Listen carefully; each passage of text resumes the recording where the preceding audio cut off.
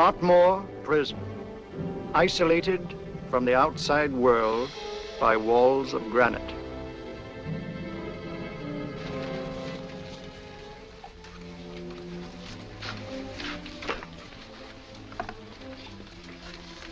They say you could get out of here by merely telling what you know. You may or may not be another Scotland Yard bloke. But I'll give you the same answer I gave the others. I still have 2 years, 8 months, and 6 days left in which to make musical boxes. That'll be sold at auction for the benefit of this delightful sanctuary. And I intend to serve them.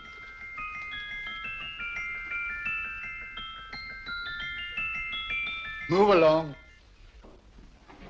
And now we come to the next object on our list, or I should say objects, because there are 3 of them.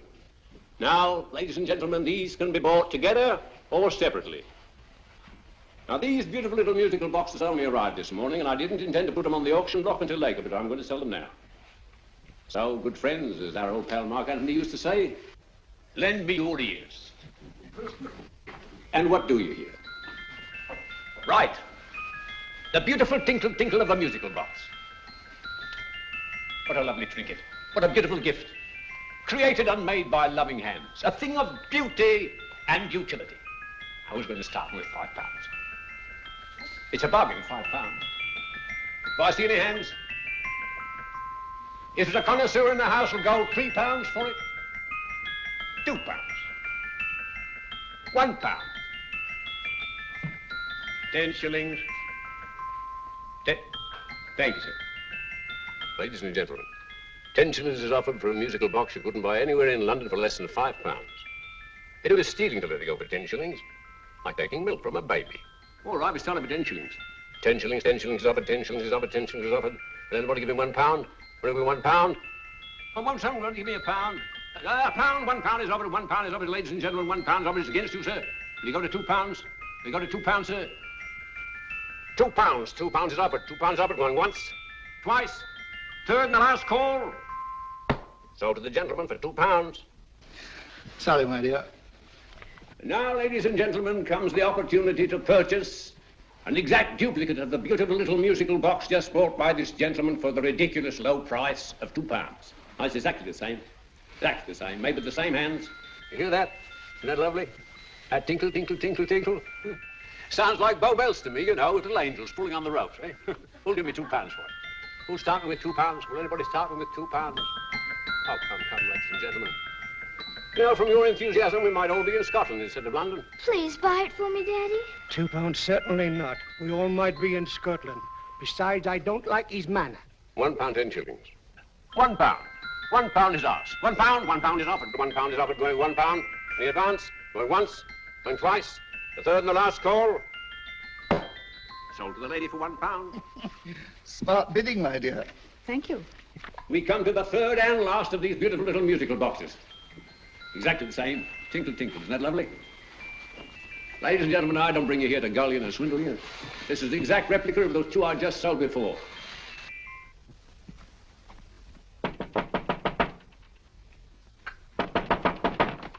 We're closed. But this is extremely important. Come in, sir, come in. I'm sorry to disturb you, but I was unfortunately delayed from arriving in time to bid on certain articles which I was rather anxious to obtain. Oh, perhaps they weren't sold, sir. We are carrying several things over. What might the articles be, sir? 3 identical musical boxes, about so large. Oh, I'm sorry, sir, but they were sold. Pity you weren't here to bid on them. They didn't bring anything like the real value. I'm most anxious to obtain them. I wonder if your records would show who the purchasers were. Oh, we don't usually give out that information, sir. For certain, shall we say, sentimental reasons, I'm most anxious to get in touch with the purchasers. I'd be willing to pay, shall we say, £5. Well, for certain sentimental reasons, sir, we'd be very happy to oblige. Alfred, today's sales. The 3 musical boxes. Musical boxes, oh. Ah, here we are. The first purchased for £2 from Mr. Julian Emery, 52 Portman Square. Write this address down, Alfred. Yes, sir. Second didn't leave any name. Oh, how unfortunate. I think she's a dealer. You see, they don't like us to know where the things are going. On account of the profits. You say the second purchaser was a woman. Can you give me a description of her? Oh, she was a young woman, fairly tall, slender, had a light complexion and dark hair, and she was wearing A grey suit, don't you remember? That's right. She probably runs a gift shop. She paid £1. You say she comes here fairly frequently? No, I didn't say so. But she does, sir. Like as not, she'll come in on Thursday. We have sales on Mondays and Thursdays. Ah. And the third box? The third? Mr. William Kilgore, 143B Hampton Way. For 10 shillings. Quite a drop from £2. Mr. Kilgore was a Scotchman. Thank you. You've been most helpful. Oh, thank you, sir. And any time you're passing, dropping, we always have lovely things for sale. How can't you? Thank you. I'll be back Thursday.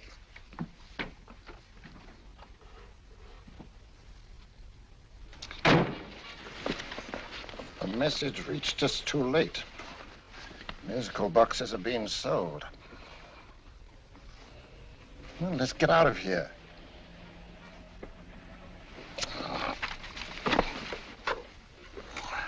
Someday you'll go too far. Reaching for a star, you fool. Yet a fool may touch a star, Colonel Cavanaugh, if he but reach high enough. But not possess it as you would. The musical boxes, they've been sold. What a pity for you, my dear Colonel. Is it my fault that the message reached us only an hour ago? Is it my fault that they were sold? She can't hold me responsible for that. Hope for your sake you're right.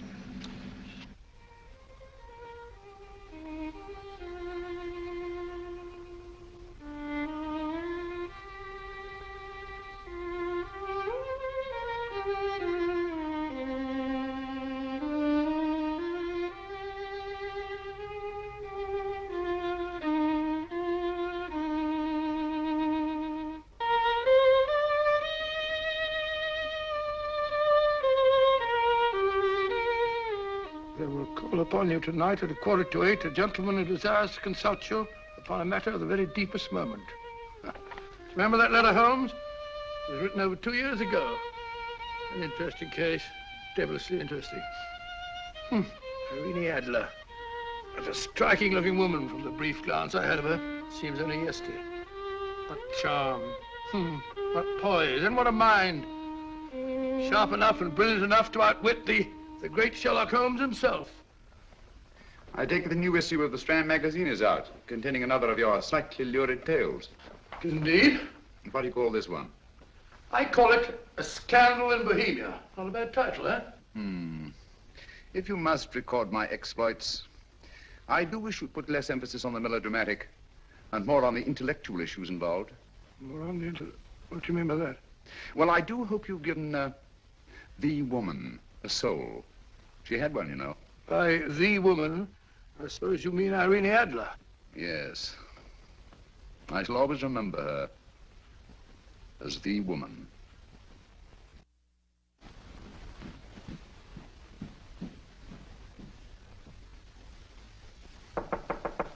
Come in. I think. That's it, old boy. How are you? How are you, old boy? I haven't seen you for years. I want you to meet my old friend Sherlock Holmes. Holmes, this is Stinky. In other words, Julian Emery. How do you do, Mr. Emery? Watson has often spoken of you. Oh, has he? Yes, we were at school together. Yes, more years ago than I care to remember, but you didn't come in here just to remind me of that. No, I just happened to be in the neighborhood and saw your lights burning, so I took the liberty of looking you up. Still writing your mystery stuff? Yes, there's a new one out this week. Good, I never miss them. Oh, good, thanks. I say that bandage makes you look very interesting. Still poking your nose into other people's business as usual? Who hit you? I haven't the foggiest notion. Somebody knocked me on the head in my own living room, and then proceeded to commit the most idiotic burglary you ever heard of. Fellow must have been balmy as a coot. Balmy? Why? Come sit down, old boy. Hey. Would you like a cup of tea? What? Oh, all right. I'll go and tell Mrs. Hudson about it. Why do you say the robbery was idiotic, Mr. Emery? Oh, simply from the fact that with about £5,000 worth of musical boxes in my living room, the thief, who I caught in the act, made off with one that isn't even worth £5. I gather you're a collector of musical boxes. Yes, I am indeed. Some of them are very beautiful, but not the one that was stolen. The thief evidently grabbed the first thing that came to his hand when he heard me coming into the room. Still, it's rather odd, isn't it, that having disposed of you, he didn't pick up something more valuable. Mm-hmm. Was there anything unusual about the stolen box? No, nothing at all. No, I picked it up in the south of France, several years ago. You say you have many valuable music boxes. And yet the thief made off with one that isn't worth £5. Sounds like rather an intriguing little problem. Well, I take it that he was just an ordinary petty thief and didn't know the value. That is a possible explanation, and yet I venture to say that the average petty thief has a more extensive knowledge of the value of objets d'art than the average collector. Well, anyway, that's Scotland Yard's theory. They didn't get very excited about it. That's consistent anyway. I wonder if I might see your collection, Mr. Emery. Oh, of course you could, yes. Nothing a collector likes more than showing off his trophies. When would it suit you? No time like the present. Good. My place is just round in Portman Square. Shall we? Yes, right. Hello? Where are you going? Stinky hasn't had his tea yet. Oh, I'm sorry. We're going round to my place, where I'm going to give you something better than tea. Now, this one was made for Louis XV, and is one of the very few still in existence from that period. And a particularly fine specimen at that. Charming, isn't it? Quite. They all sound to me like a lot of mice running about on a tin roof. I'm afraid you have no ear for music, Watson. Give me a good old band playing a rousing march. You have all your silly little tweets.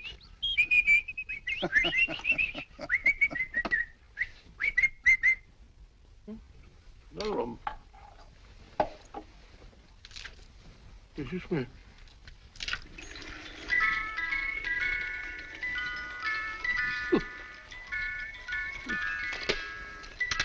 Stupid thing. Singing rabbit. What would you say offhand is the value of a box like that, Mr. Emery? Well, it's hard to say offhand, but I think we'll bring about £500 or £600 today. It's the gem of my collection. A thief who steals an oddity like a musical box passes up one worth £500 for one of almost no value at all. Odd. Very odd.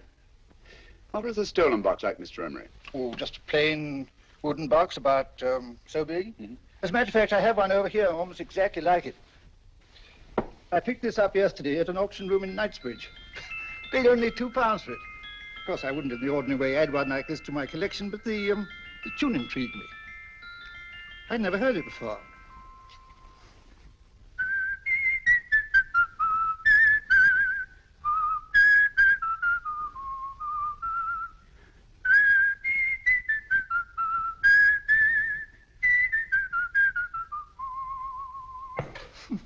You have a remarkable ear for music, Holmes. Rather an unusual melody. Sit down, Will. Thanks. You say you bought that box at an auction sale yesterday? Yes, the Gaylord auction rooms in Knightsbridge. Mm-hmm. Run by old, what's his name? Crabtree. That's the man. At what time was the robbery committed? Oh, about 3 o'clock this morning. You know, Mr. Emery, that box and the robbery might well be cause and effect, especially since you say that the stolen box outwardly resembles this one a great deal. And Scotland Yard were not particularly interested, eh? Oh, yes, but I wouldn't blame them for that. Especially as I told them I was quite unable to describe the thief, except, of course, for the fact that it was definitely a man. All you remember is that you came in here and someone struck you on the head. Yes, the next thing I knew, my man was trying to revive me. It might be wise for you to put that box away somewhere and lock it up. Oh, I don't think that's necessary. Besides, everything's insured. Well, at least if any further attempts at robbery are made, I'd suggest that you call the police, rather than running into any personal danger. Oh, come, Holmes, aren't you being a bit of an alarmist? Possibly. Well, must agree with old Stinky. Seems to me you are making rather a mountain out of a molehill. Molehill is the word, old boy, and it's time you were in bed.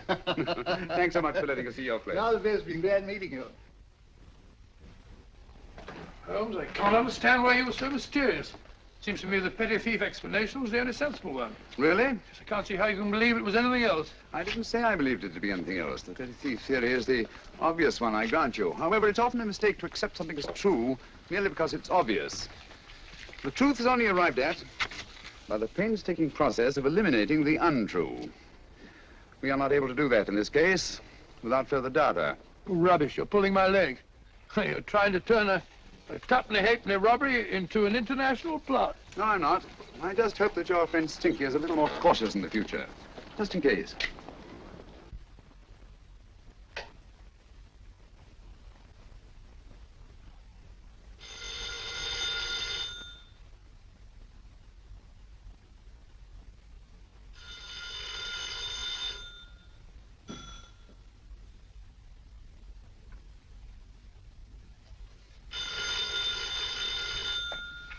Hello? Yeah? Julian Emery here. Who? Why, of course I remember you, Mrs. Courtney. Yes, you're the one bright spot at that appallingly dull affair of Lady Sanford's. Huh? Of course it isn't too late to come round. Yes, I shall be delighted to give you a drink. I tell you what, come straight up and I'll leave the door unlatched. Right, well, 15 minutes? Good. I shall be counting each moment. No, I mean that, really. Right, goodbye.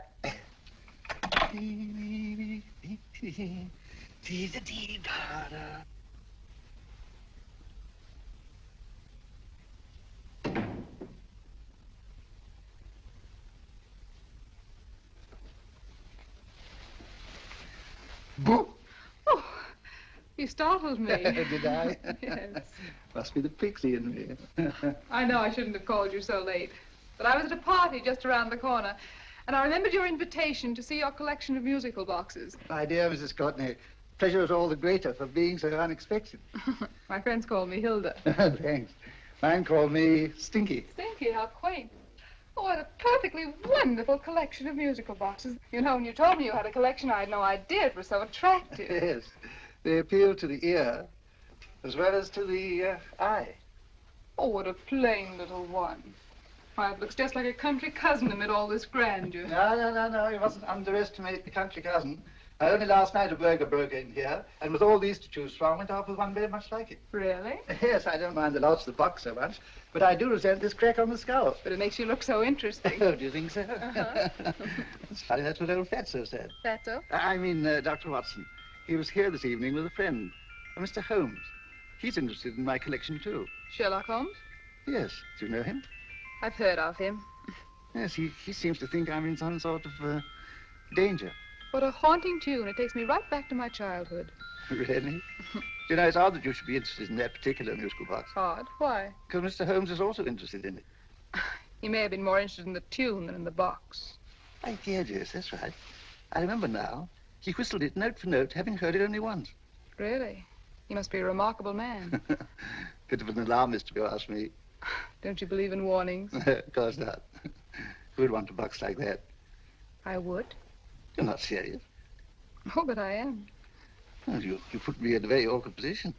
I'm a collector, you know. And the collector buys but never sells. But if the price were high enough... The price has nothing to do with it. It's the principle of the thing. Yes, well, we haven't had our drink. No, thanks. I must be getting along. Must you really? I'm afraid so. You're not walking out on me, are you? My reputation, Stinky. I say, you know, you are an attractive woman. Thanks.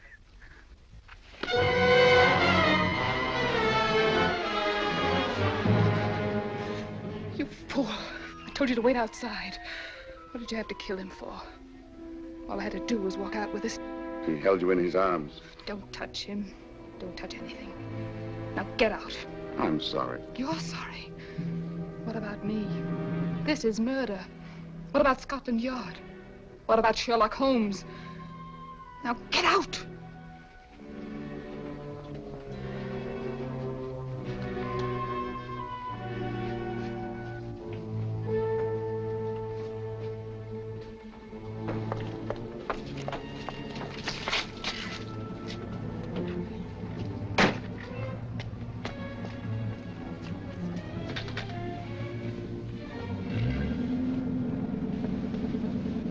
Did you get it? Good. Did you have any trouble with him? Just a matter of murder. Ah, Mr. Holmes. Hopkins. Thanks for coming so promptly. Inspector Lestrade suggested that I call through to you. Mr. Emery was the client of Mr. Holmes, Inspector. Indeed. You didn't mention that when I telephoned you, Mr. Holmes. Well, not exactly a client, Inspector. Sergeant Thompson? He was killed between the hours of 11 and 2 o'clock this morning, Mr. Holmes. Must have been someone he knew, someone of whom he had no suspicion. Poor old Stinky. It's all my fault. I should have prevented this. Well, there's no time to start talking about that now, Doctor. Apparently it's gone.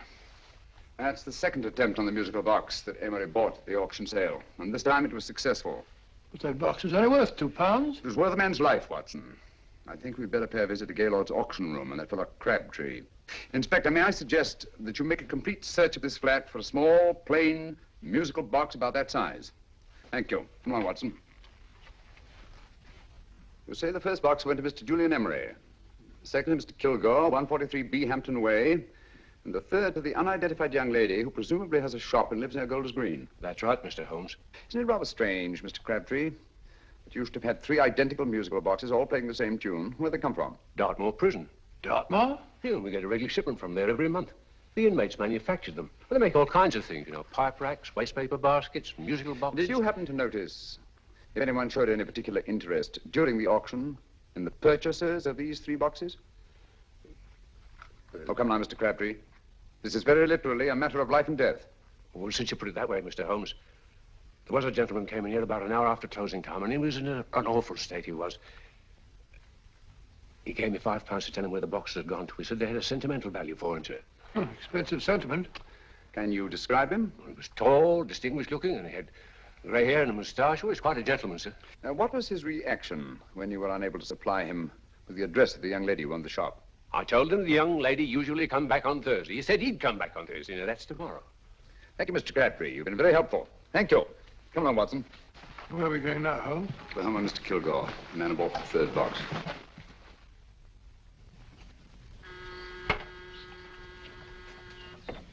But hang it all, Holmes, how do you know those other 2 musical boxes are of any importance? I don't, but I certainly have no intention of waiting until the owners are murdered to find out. No one at home. I hope that's the explanation. I'll have a look through this window.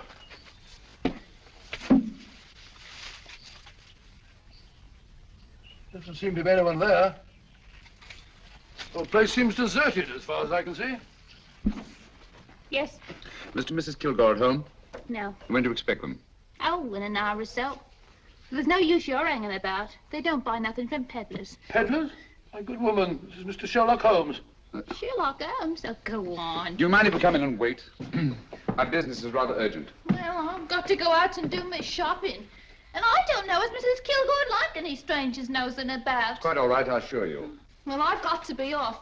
You 2 wait in the parlor. And no smoking either. Mrs. Kilgore says it smells up the house. Funny old girl, Holmes.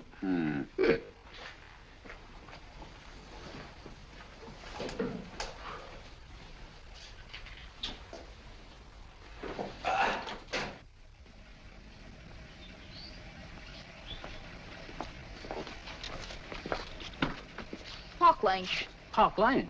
And what would the likes of you be doing in Park Lane? Now, don't worry about the fare, Ducky. If you knows how to get to Park Lane, up it.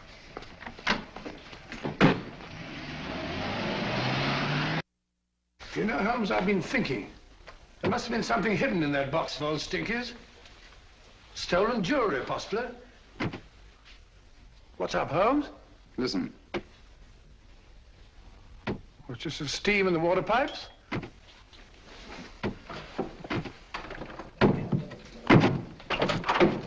Watson! Great Scott! Come on, Holmes. Get on the chair here. It's all right, my dear. There. Now, don't worry. It's all over. There you are, dear. Don't cry anymore. She tied me up and shut me in the cupboard. I know. She won't come back. Did you show her your new musical box? Yes, she said she wanted to hear it play, and as soon as I showed it to her, she grabbed hold of me. I know. Now, don't worry. Nobody will buy you a new musical box. Yes, my dear, the best one in London. Watson. Oh, what a fool I've been. What do you mean, Holmes? She took the musical box out of this house in that market basket, right under our very noses. Why could the Kilgore charwoman want to take the music box? She isn't the Kilgore charwoman. She's a consummate actress. An extremely clever, unscrupulous woman who will stop at nothing. Take care of the child, will you, Wolf, till our parents get back. Explain everything to them. Of course I will. But, Holmes, where are you going? Somewhere, somehow, I must get to the young lady who bought that 3rd musical box before our opponents find out. I only hope that I won't be too late. Oh, no, darling. darling, you mustn't cry anymore. Now, cheer up. Would you like to hear old Uncle make a noise like a duck?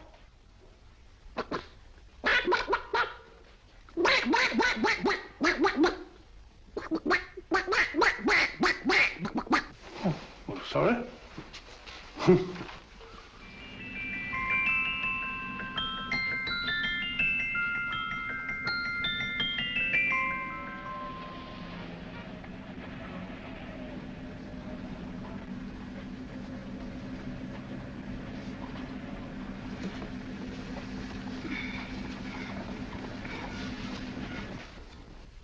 And now, ladies and gentlemen, how much am I offered for this beautiful lace Dresden china figurine? A lady of the French court. Now, this is the genuine article. What a beautiful ornament for your mantelpiece. Or you could use it as a centerpiece on the dining room table. Now, will somebody start me for £10? Will somebody start me for £10? £8? £7? All right, £5 is offered, £5 is offered, £5 is offered, £5, 10, £5, 15, £5, 15. £6 is offered, £6, going once, going twice, the third and the last call. Have you all done? Sold to the lady from Twickenham for £6. Next, we have a real museum piece, ladies and gentlemen. A fine 19th century doll. The costume an exact replica of the holiday clothes worn by the Hungarian peasant women. Now, ladies and gentlemen, an article like this will cost you from £15 to £20 in a West End shop. I'm not going to ask you anything like that. We'll give me £2 for it. £2. Anybody offer me £2? £2 for the Hungarian? £2? £1. What? Anybody give me £1? Anybody offer me £1 for the doll? £1 is offered, ladies and gentlemen. £1 is offered. Now, I'm not going to waste your valuable time or mine in trying to get one half of what this beautiful doll is worth. If the young lady can steal it for £1, that's her good fortune. So it's going once, it's going twice, the third and last call. Any more? Sold to the young lady for £1. And now, ladies and gentlemen, may I draw your attention to something which may be a great surprise to you, worthy of any collection. The only other one like it is in the British Museum. It's a Ming vase of the 7th dynasty. This vase lay in a large collection somewhere outside Rome for over 2 centuries, I understand. It was discovered there by the noted antiquarian, Sir Andrew Coppleston. Now, some of you may remember Sir Andrew Coppleston. Besides being a noted traveller and antiquarian, he's also a gentleman rider. A girl with a parcel in her hands, that's her. Are you sure that's the girl? Well, she fits perfectly the auctioneer's description. Follow her, Hamid.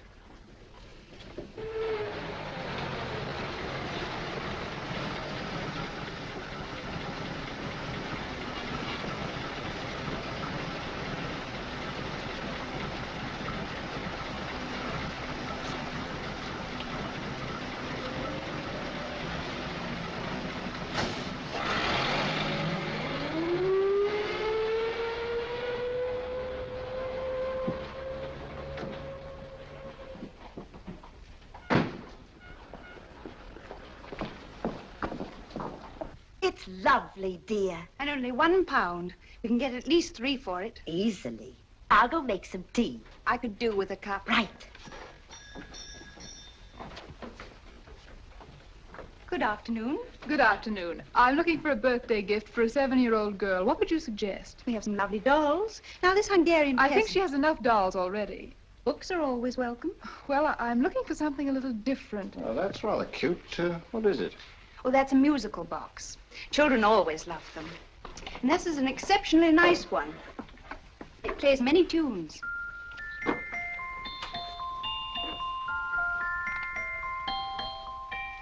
Have you any others? Yes. If you'll just step this way. I have only 2 left.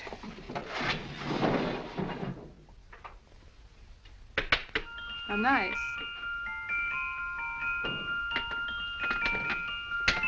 Are you sure this is all you have? I'm sorry. They're rather hard to find, you know. That's our entire allotment. I did have one other, but I sold it earlier this afternoon. But it was only a plain wooden one. It wouldn't have been a very nice gift for a child. Really? Do you happen to know who the purchaser was? Why, yes. He left his card, just in case anyone should inquire for him.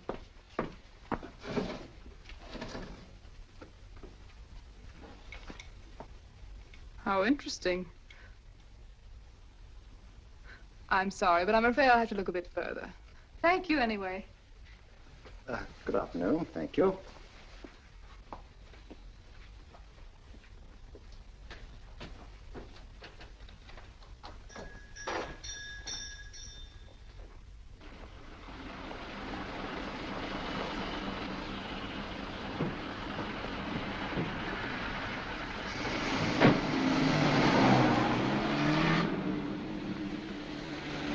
Heavy! All of that cab. Here, now, what? Scotland Yard. Hop in.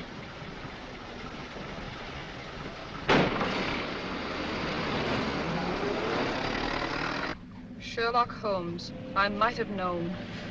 We thought we were the hunters, instead of which we're the hunted. We've been fools. We played right into his hands. Of course. He's had us followed. Don't look. The man in front of the toy shop. Hamid, turn sharp right at the next corner and again at the next.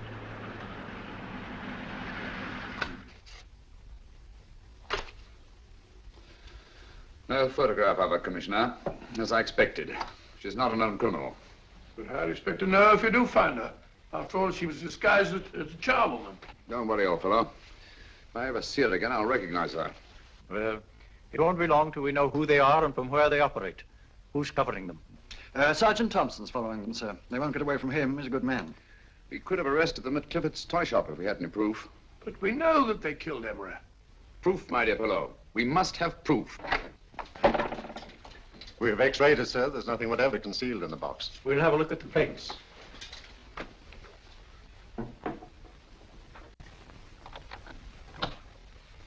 There must be some clue. And it's probably so obvious that we've all overlooked it. Seems to me we're up against a bunch of lunatics. Not lunatics, my dear fellow. Extremely astute, cold-blooded murderers.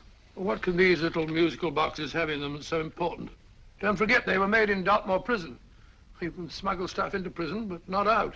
You want us to break the box apart, sir, to see if there's anything the x-ray hasn't caught? No, not yet. Do you mind if I take it? Certainly. Thanks.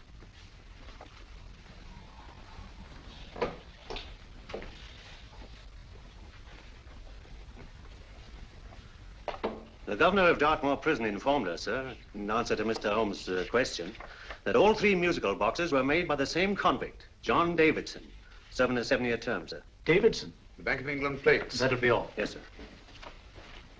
Now we're getting somewhere. Wait a minute. How did you know about the plates, Mr. Holmes? I'm a student of crime, Inspector. I make it my business to know about such things. And when the name of Davidson was mentioned... Well, who is this fellow Davidson? As long as Mr. Holmes seems to know all about it already, I suppose there's no harm in telling you. 2 years ago in London, there occurred a robbery of such tremendous importance, although the stolen articles themselves have no intrinsic value whatsoever, that the Home Secretary was instrumental in seeing that not a word of it appeared in any newspaper. But you never told me anything about this, Holmes. You were away at the time. Articles of no intrinsic value and yet of such importance? I don't understand.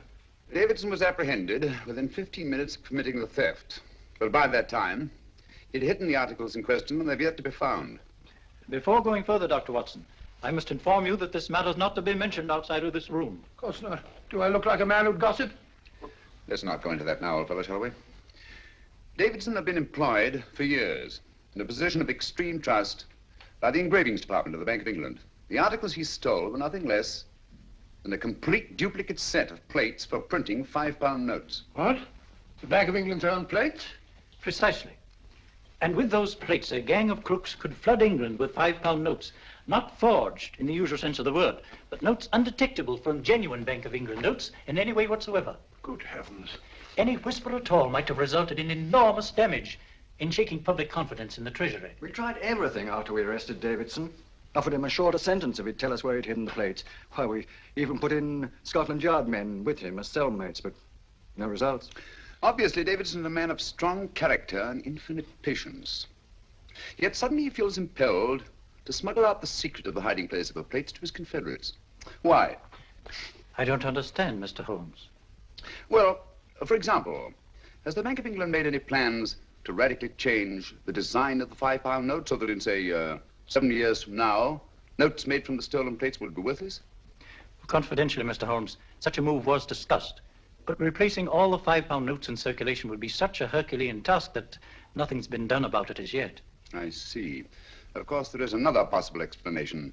Davidson didn't have much time to find a hiding place before he was captured.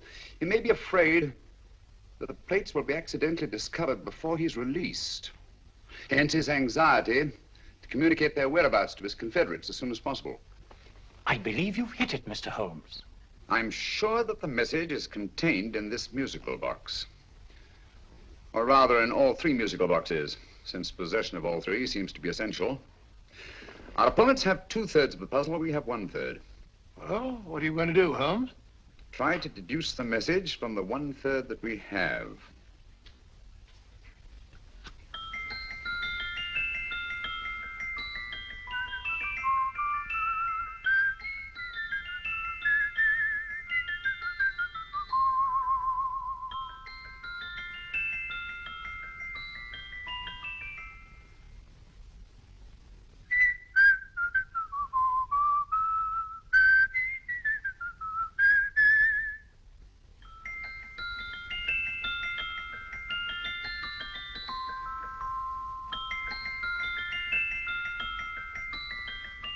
It's the same tune as the one played by Emery's musical box. And yet it's different. Sounds the same to me. The tune. Somehow the tune is the key to the mystery. It must be the tune. Otherwise, why use 3 musical boxes to convey the message? Why not collar boxes or shoe boxes? Yes? Oh. It's for you, Inspector. Oh, thank you, sir. Inspector Hopkins speaking. What? Where? Golders Green Station reports they've just found Sergeant Thompson's body. From the tire marks on his clothes, he was apparently run over by a taxi. What an unfortunate accident. Not an accident, my dear fellow. I'm afraid it's murder. You never know just who you're going to meet when you're walking down a busy London street. Mrs. Hawkins, Mrs. Brown, any subject of the crowd. Oh, you never know just who you're going to meet. So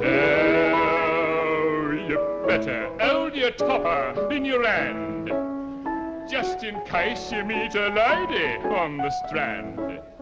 Girls will think you're kind of sweet, and your day will be complete. Oh, you never know just who you're going to meet. Now, a gentleman is judged by his appearance.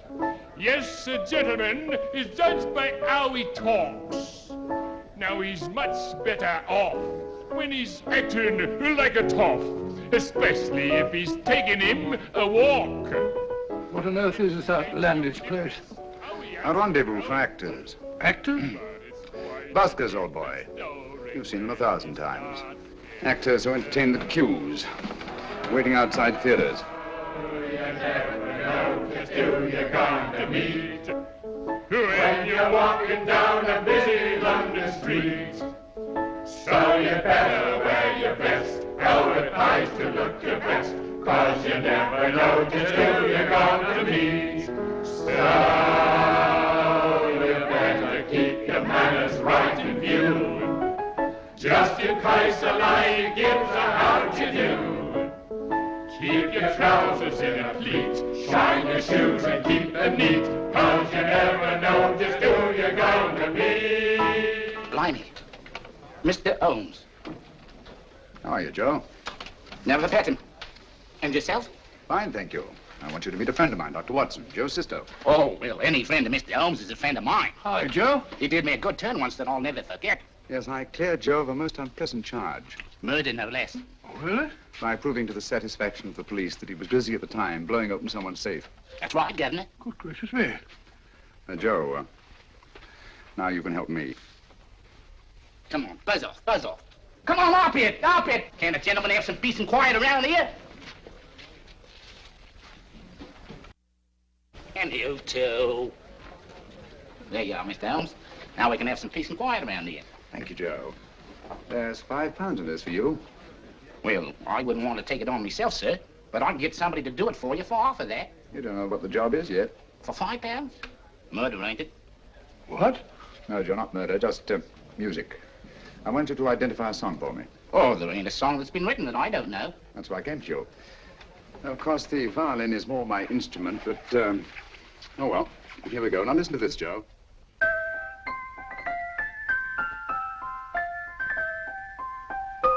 Wait a minute. You're playing that wrong. That should be E natural, not E flat. You know the song? Oh, yes. It's an old Australian song called, The Swag Man. But you're playing it all wrong. That's what I hoped you'd say. Now, listen again, Joe.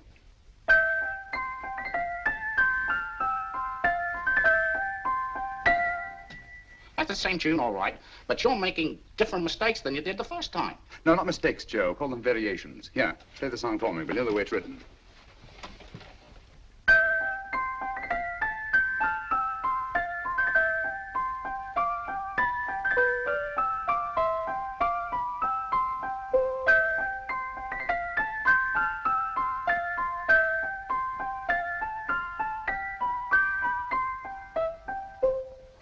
There you are.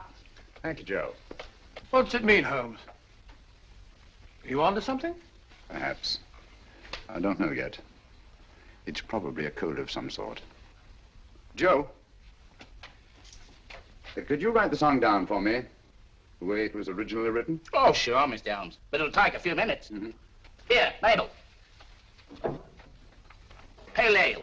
Come on, up to it. Along with it.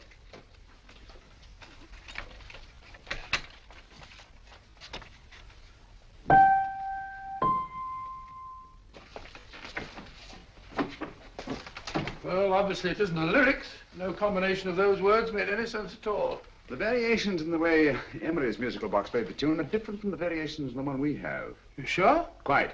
You see, I took the trouble to memorize the tune as played by Emery's box that night we were with him in his flat. Holmes, you amaze me. Elementary, my dear fellow. One of the first principles in solving crime is never to disregard anything, no matter how trivial. But why the 3 boxes? Why not 1? Because the message was obviously too long to be conveyed by any one variation. Then there's the 3rd box, the one that woman took from the Kilgores. That contains yet another set of variations. Yes, well, it's all beyond me. Well, all we have to do now is to find the secret of the variations. Not a very easy problem to solve, my dear fellow. Hello. What's up? We've had company. I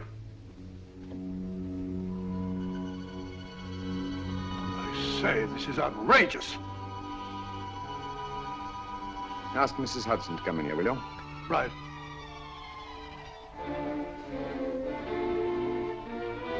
Mrs. Hudson? Yes? Oh, there you are. Will you come up here at once, please? Coming, sir.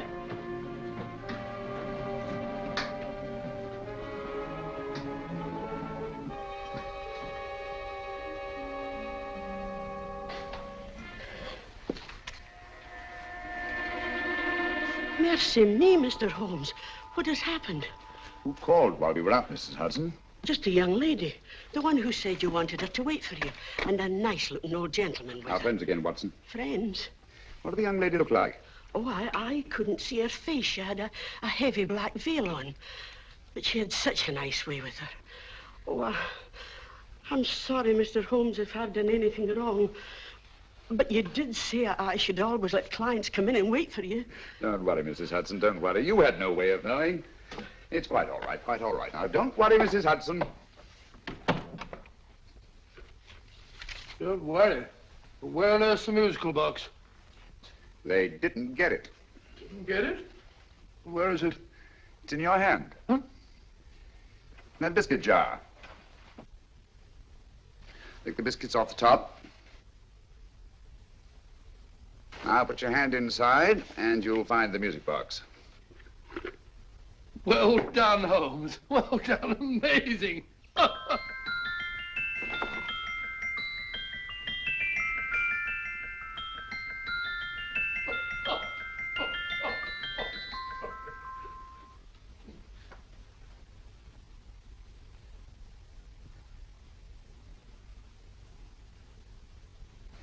Whew, nice fresh smell. Like a pub after closing time.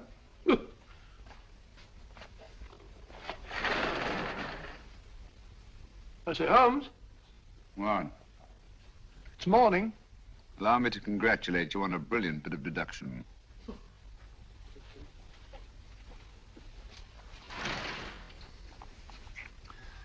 It's not a transposition, nor a polygraph transposition, nor a trigraph, nor any known form of decoding. How about the Morse code? Have you tried that? Yes, at about 3 o'clock this morning. I'm sorry, old man. I was only trying to help.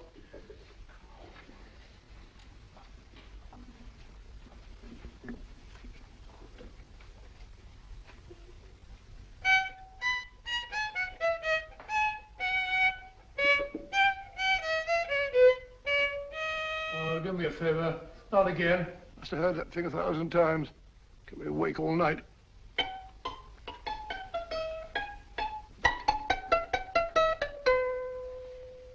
Not a very distinguished composition, I grant you. You know perfectly well I don't know one tune from the other. When I was a kid, my people tried to have me taught the piano. I've always felt sorry for that old teacher of mine. The poor old girl finally reached the point of numbering the keys for me. 1, 2, 3, 4. Even then, I never progressed beyond... Numbering the keys, Watson. The 19th key of the keyboard is the 19th letter of the alphabet. S. Here. Write this down when I give it to you, old fellow, will you? The first altered note. Write S first. Now, the 8th key is H. The 5th key, E. The 12th key, L. The 6th key, F. S-H-E-L-F. Shelf. Your piano lessons were not in vain, old fellow. You've solved it. Thank you. Thanks, old bean. Hold it. We now have 2/3 of the message. Behind books, third shelf, secretary, Dr. S. Presumably, these are the first and second portions of the message. And this gang has the first and third parts of it. Precisely. Then it's a stalemate? Yes, Commissioner, but we can't leave it like that. There's no doubt in my mind that they'll try to secure our third of the message that's missing. Well, I assume you've taken every precaution to guard the Clifford music. Oh, yes, it's carefully hidden at Baker Street with Dr. Watson on guard. However, I'm reasonably certain that, difficult as it may be, we can find the plates even without the missing part of the message. Behind books, third shelf, secretary, Dr. S. Well, outside of the fact that Davidson hid the Bank of England plates somewhere in London, Mr. Holmes, I don't think that we've progressed at all. Allow me to point out to you, sir, the key words, Dr. S. It looks as if the plates were hidden in the house of the doctor. Whether S stands for his first or last initial remains to be determined by a process of elimination. Well, there must be 10,000 doctors in London with S for a first or last initial. Precisely. And every one of them will have to be questioned in person. That's why I say this is a task for Scotland Yard. It's a task, all right. But Scotland Yard has searched worse haystacks and found a needle. Well, for the time being, I'll leave the matter in your hands, gentlemen. We'll call you if and when we get a lead on our mysterious Dr. S. Thank you. In the meantime, I intend to follow up a little clue concerning a cigarette.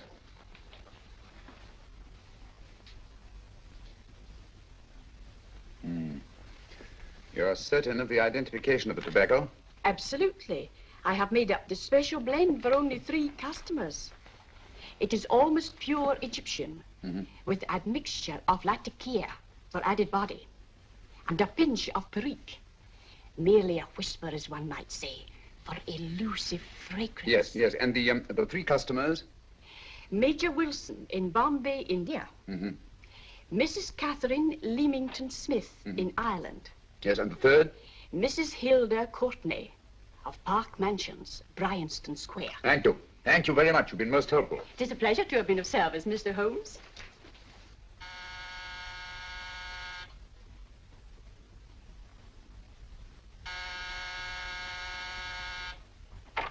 Yes? Mrs. Courtney? Yes. My name is Sherlock Holmes. Do come in. Thank you. I've heard of you, of course, Mr. Holmes. I believe we have a mutual friend in Sir Edward Brookdale.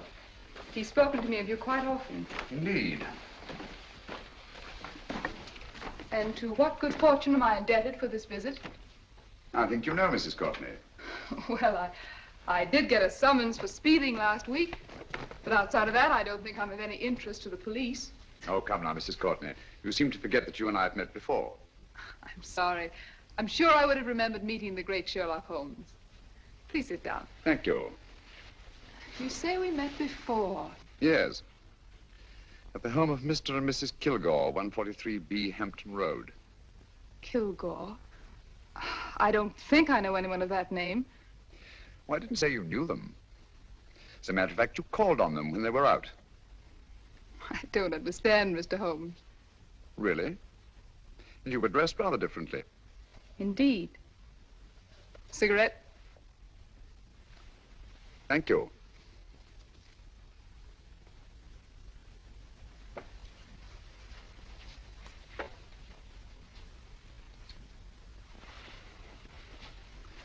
Thank you. You know, Mrs. Courtney, people generally forget, in assuming a disguise, that the shape of the ear is an almost infallible means of recognition and identification to the trained eye. Evidently, you've mistaken me for someone else. Oh, no, not at all. Though naturally, I expected your denial.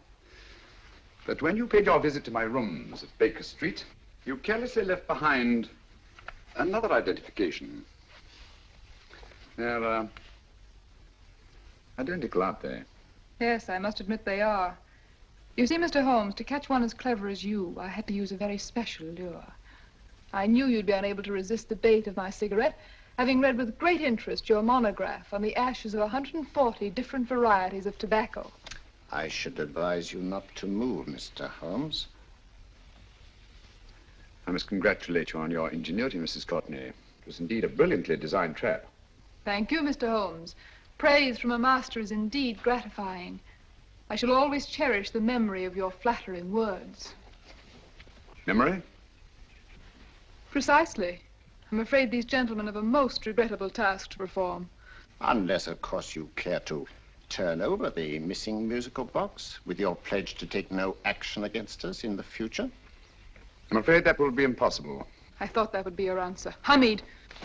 Careful! Careful. There's no need to be unnecessarily rough with our distinguished guest. You realize, Mr. Holmes, that your demise will not take place here. The corpus delicti, you know. Well, naturally. Shall we go? It's so fearfully awkward having a dead body lying about. Don't you agree, Mr. Holmes? Another dead body shouldn't weigh too heavily on your conscience, Mrs. Courtney.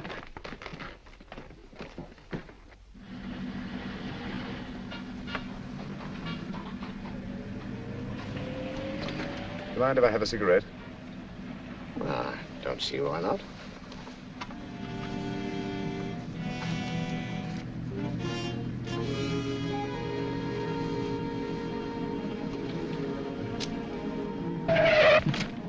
Be careful, Hamid. It's the brakes, they bind. Thank you, Colonel Kavanagh. It's very considerate of you.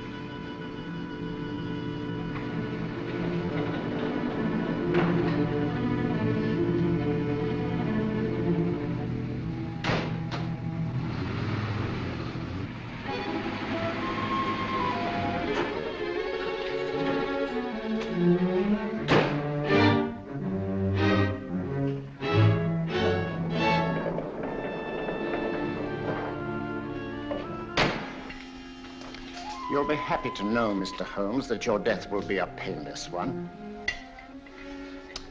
Hamid, attach this to the motor of the taxi. That little attachment, my dear Mr. Holmes, contains the deadly fluid known as monosulfide. The Germans use it with gratifying results in removing their undesirables.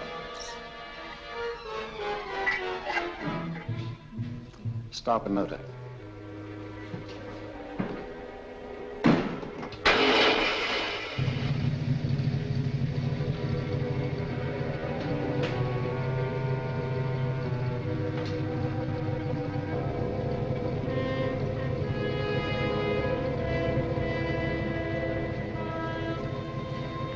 Tape his mouth.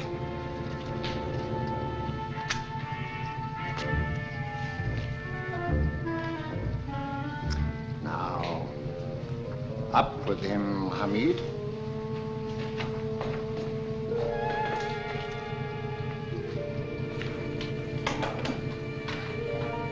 You find yourself like Muhammad's coffin, Mr. Holmes, suspended between heaven and earth. Plenty of fuel in the tank? Good. It would be too bad to have anything go wrong through so simple an oversight.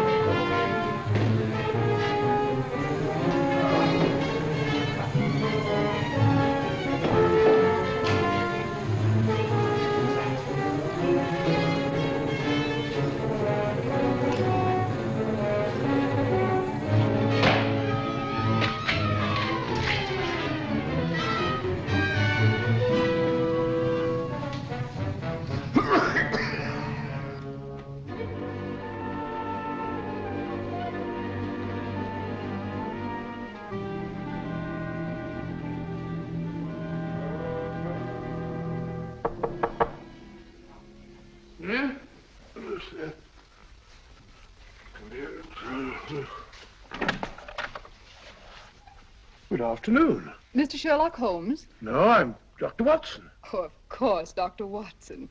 How stupid of me. Oh, so, this is stupid of me. Won't you come in? Well, I really came to see Mr. Holmes. Oh, I'm afraid he's out. I don't know when he'll be back. Perhaps there's something I can do. Won't you sit down? Thank you.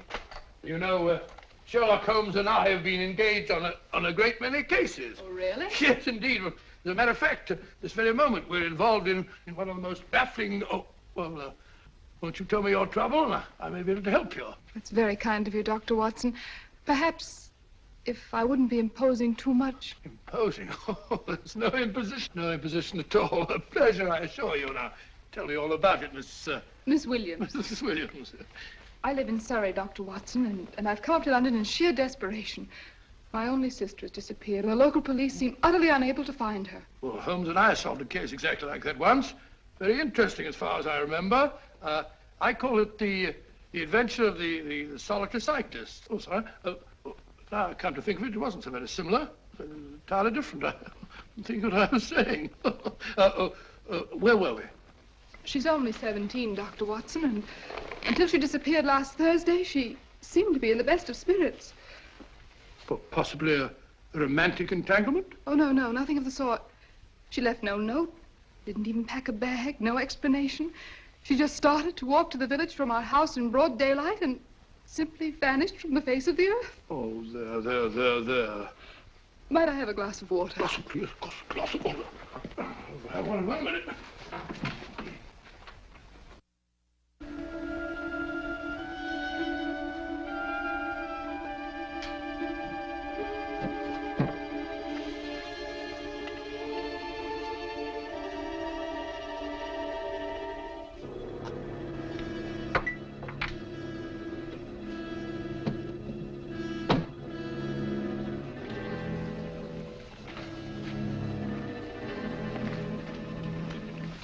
There you are, my dear.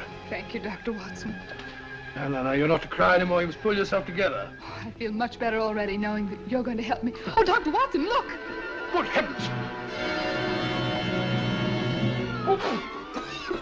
Get through the fire brigade, quickly! Haven't you a fire extinguisher? By Jove, we have in the kitchen.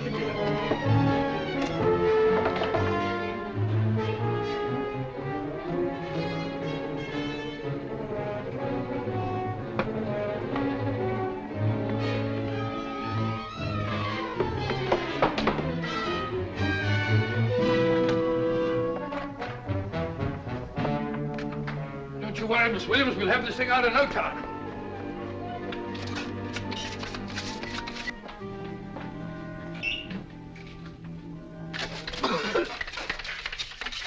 That's got it. Yes, get some air.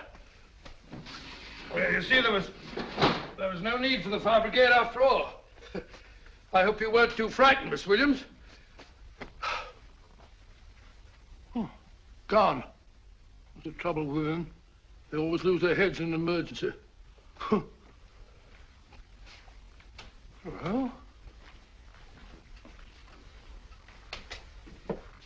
a musical box. Great Scott! Miss Williams!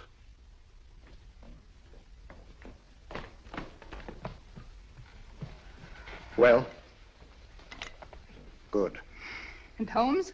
By now, Mr. Holmes has no doubt exchanged his violin for a harp. Always assuming that heaven is his destination. And now that we have the missing musical box.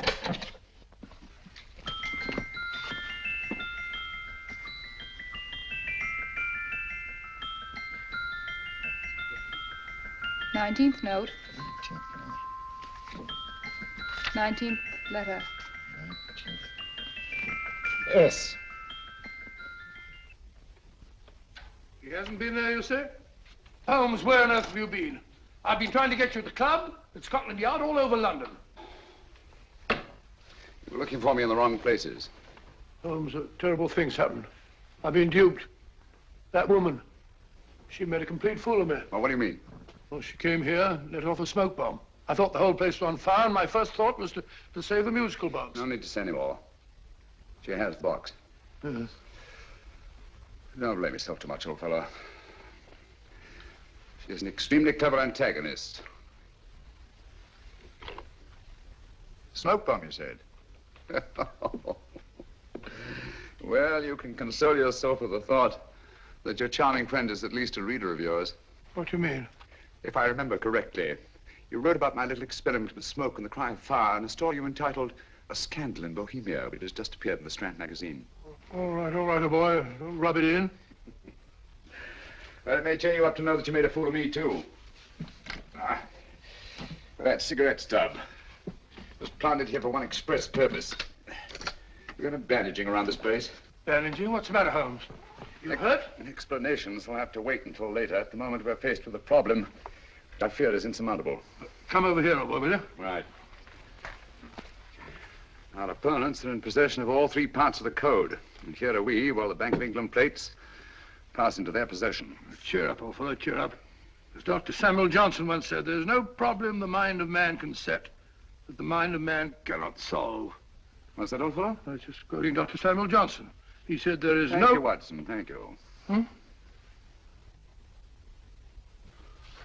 Leaving the front reception room, we come into the main hall, where Dr. Johnson was in the habit of passing through to have his meager meals in the dining room opposite, in company with his friend and biographer, James Boswell.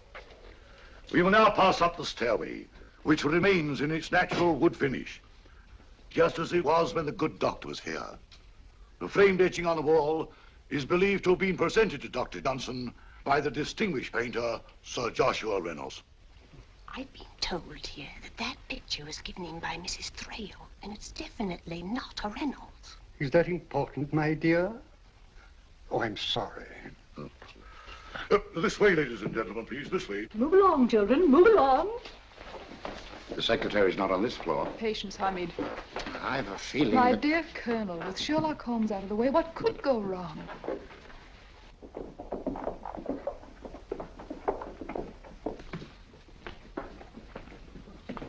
And here we have the Garrett Library, in which Dr. Johnson wrote his famous dictionary, and in which you will see also many of the great man's books and other items of interest. Step forward, ladies and gentlemen, please, step forward. Standing in the corner is the secretary, which contains many of the original works by the literary genius. On this table, Dr. Johnson's cat, Hodge, used to sleep while his master worked. A strange thing about this cat, ladies and gentlemen, was its love of oysters. They do say that the dear doctor often went hungry to find the cat that delicacy. What a pity. Now we will visit the grey room, which is immediately below us, in which you will see the very bed in which Dr. Johnson died. What did he die of? Gout. Just gout. This way, ladies and gentlemen. Mind the steps, please.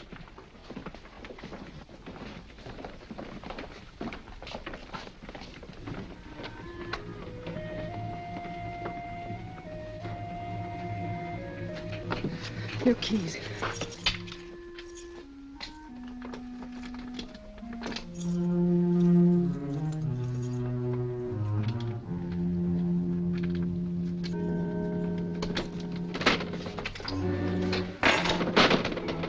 Third shelf up.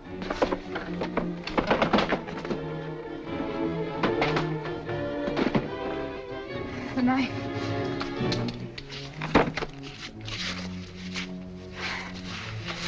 Gentlemen, the Bank of England plates.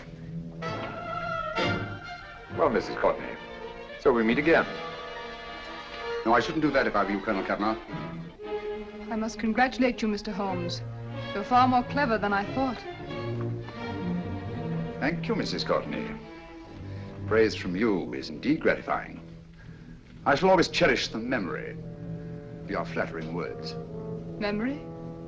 Oh, thank you. And now I have a most regrettable task to perform.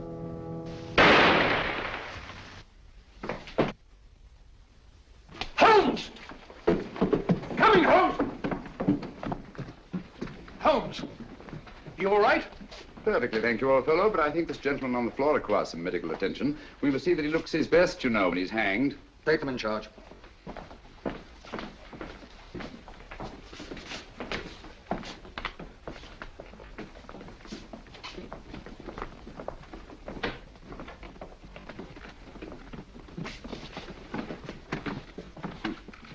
A brilliant antagonist. It's a pity her talents were so misdirected. Will you see that these plates are returned to the Bank of England, Inspector? I still don't understand how you solved it, Mr. Holmes. It's entirely due to Dr. Watson. He gave me the clue when he mentioned Dr. Samuel Johnson. Well, congratulations, Doctor. Oh, thank you, Inspector. I don't think I'd have done it entirely without Mr. Holmes's help, you know. Oh.